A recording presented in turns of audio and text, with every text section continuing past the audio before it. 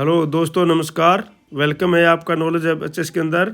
आज इस वीडियो के अंदर जो है 7 मुख्य पॉइंट हैं जो 8 सीपीसी के लिए हैं।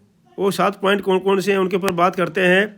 सब 8वां वेतन आयोग, इंटरिम रिलीफ मिलेगी कि नहीं मिलेगी, डेट अभी फिक्स नहीं हुई है, किस डेट से लागू होगा, सैलरी बढ़ेगी कितनी बढ़ेगी, इसके बारे में बात करेंगे। दोस्तों, अगर आप इस चैनल में नए बने हैं, सब्सक्राइब कर लीजिए, लाइक कर दीजिए और शेयर कर दीजिए, क्योंकि इस प्रकार की इन्फॉर्मेशन मैं हर रोज़ वीडियो के माध्यम से आपके पास बेहतर रहता हूं। जो भी इंफॉर्मेशन वीडियो के अंदर होती हैं वो एक एजुकेशन पर्पज़ के लिए, नॉलेज के लिए, इंफॉर्मेशन के लिए होती हैं, किसी फाइनेंशियल बेनिफिट के लिए नहीं होती हैं। तो आज इस वीडियो में हम बात करते हैं 8वें वेतन आयोग से जुड़े 7 सबसे बड़े जरूरी सवालों की, जिनका जवाब हर कर्मचारी और पेंशनर जानना चाहता है। तो वीडियो को अंत तक जरूर देखिए। सवाल नंबर 1, 8वां वेतन आयोग कब लागू होगा? तो साथियों, सरकार की तरफ से आधिकारिक घोषणा हो गई है, लेकिन मौजूदा संकेतों के अनुसार डेट फिक्स नहीं गई है। 8वां वेतन आयोग 1 जनवरी 26 के बाद में जो है 2027-28 के बीच में लागू हो सकता है। पिछले वेतन आयोगों के ट्रेंड को देखें तो लागू होने में 1 से 2 साल तक सामान्य बात है। सवाल नंबर 2, 8वें वेतन आयोग लागू होने से सैलरी कितनी बढ़ेगी? तो अगर फिटमेंट फैक्ट्री की बात करें तो अनुमान लगाया जा रहा है कि सैलरी में 20 से 40% की बढ़ोतरी हो सकती है। हालांकि यह पूरी तरह सरकार के फैसले और रिपोर्ट पर निर्भर करेगा। सवाल नंबर 3, डीए का क्या होगा? वेतन आयोग लागू होते ही आमतौर पर डीए को मूल वेतन में मर्ज कर दिया जाता है। इसके बाद फिर डीए फिर से शुरू होता है, यानी महंगाई भत्ते की गणना पूरी तरह बदल जाती है, पूरा डीए लागू कर दिया जाता है। लेकिन दोस्तों, बात ऐसी है कि 7वें वेतन आयोग के अंदर डीए को पूरी तरह मर्ज नहीं किया गया था।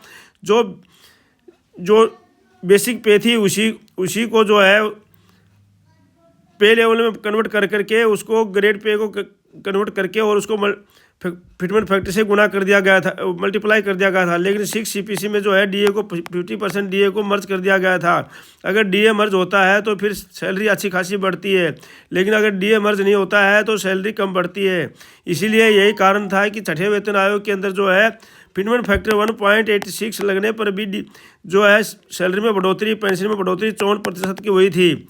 और 7वें वेतन आयोग के अंदर फिटमेंट फैक्टर 2.57 लगने पर भी सैलरी और पेंशन में बढ़ोतरी सिर्फ जो है 14.3% की हुई थी। तो यही कारण था। तो अब नया वेतनमान लागू होता है तो एचआरए के दरों में भी संशोधन किया जाता है। संभावना है कि एचआरए को नई बेसिक पे के अनुसार फिर से तय किया जाएगा, लेकिन एचआरए से जितना लेट होता है पे कमीशन, तो एचआरए में नुकसान होता है, क्योंकि जो पे कमीशन का जो एरियर मिलता है वो तो 1 जनवरी से मिल जाएगा। सिर्फ किसका?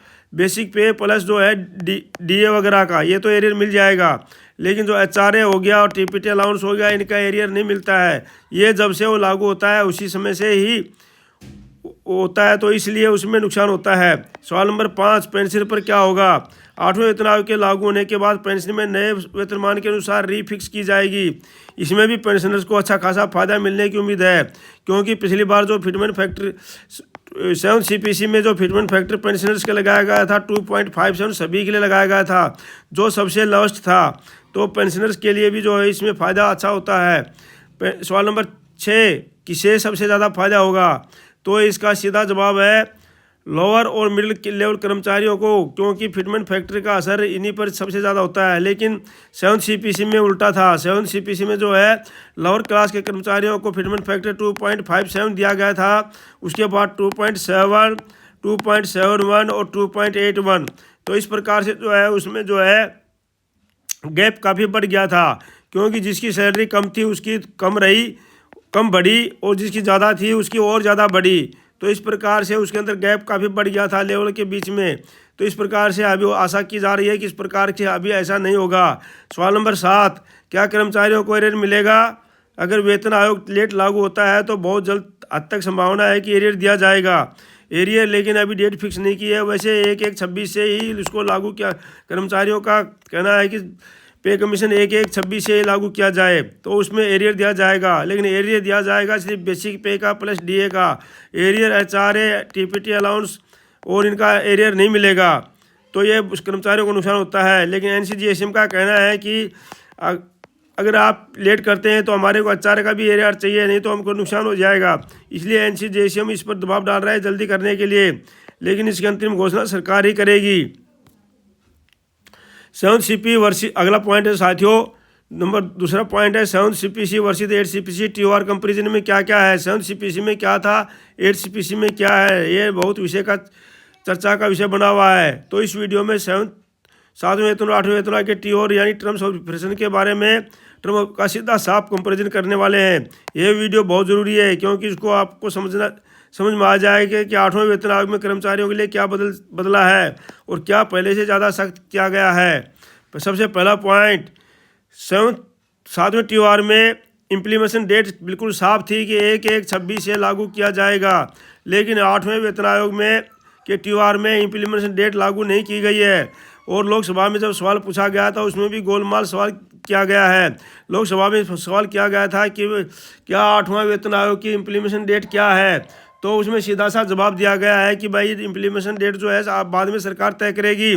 लेकिन अगर हम 8वें वेतन आयोग के TOR की बात करें तो यहाँ इम्प्लीमेंटेशन डेट का कोई जिक्र नहीं किया गया है।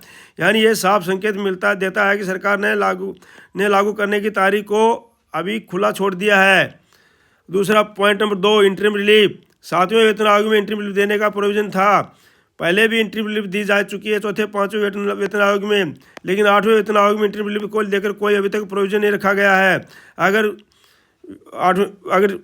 ये लेट होता है तो इसके लिए इंटरिम रिलीफ दिया जाना चाहिए, नहीं तो कर्मचारियों को नुकसान होगा। कर्मचारियों को एनसीजेएसएम की सबकी मांग है, TORs में भी एनसीजेएसएम ने लिखा था कि हमारे को जो है इंटरिम रिलीफ दिया जाए। बहुत संगठनों ने लिखा है कि 20% इंटरिम रिलीफ दी जाए।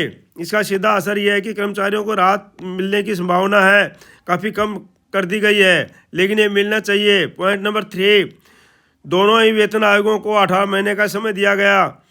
इस मामले में 7वें और 8वें वेतन आयोग दोनों को 18 महीने का समय दिया गया है। अभी भी 18 महीने का समय दिया गया है। तो 18 महीने का समय जो होता है फरवरी मार्च में हो रहा है लेकिन विशेषज्ञों का कहना है कि सरकार ने जो है उसी समय जो आ रहे हैं उत्तर प्रदेश के विधानसभा के चुनाव, तो सरकार जो है उन चुनावों का फ़ायदा उठाना चाह रही है। तो ठीक है, अच्छी बात है, सरकार चाहे चुनाव का फ़ायदा उठाए, लेकिन इससे कर्मचारियों को भी फायदा ये होगा कि चुनाव के समय जो है पे कमीशन अच्छा आएगा। और हो सकता है जो पे कमीशन का जो अगला चुनाव जो होगा वो लोकसभा चुनाव के समय में एरियर दिया जाएगा। तो इसलिए उम्मीद ये लगाई जा रही है कि पे कमीशन जो है 8वां पे कमीशन बहुत अच्छा आएगा, जैसे छठा पे कमीशन आया था। क्योंकि छठा पे कमीशन में भी जो चुनाव आ रहे थे 2009 में चुनाव थे लोकसभा के, और पे कमीशन जो 8 में घोषित करके बहुत ज़्यादा एरियर दिया गया था। चौथा नंबर पॉइंट, फिजिकल फोकस। 7वें वेतन आयोग में फिजिकल फोकस बैलेंस था, यानी कर्मचारियों और सरकार दोनों के हितों में ध्यान में रखा गया था।